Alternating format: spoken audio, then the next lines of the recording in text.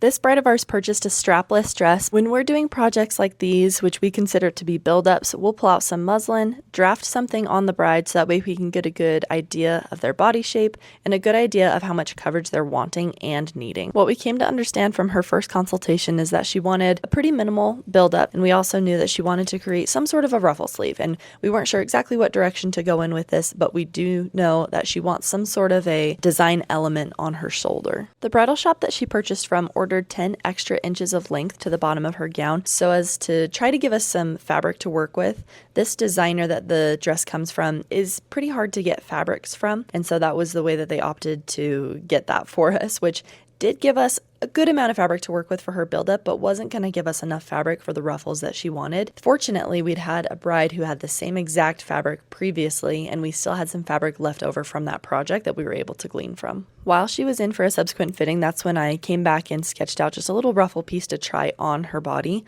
She ended up really liking what I made, and so we patterned what I made just with some extra seam allowance so that way we could turn under the edge on her shoulder and also the outer edge to give it a nice polished look. And this is what her dress ended up looking like. We had gone back and forth as to whether or not we wanted the ruffles to meet in the back at the top of the zipper, or if we wanted her ruffles to come straight down and mimic the front. If it did that though, she would have a little section of completed bodice in the back that didn't have a ruffle, so she ended up opting for them to meet in the middle right at the top of her zipper.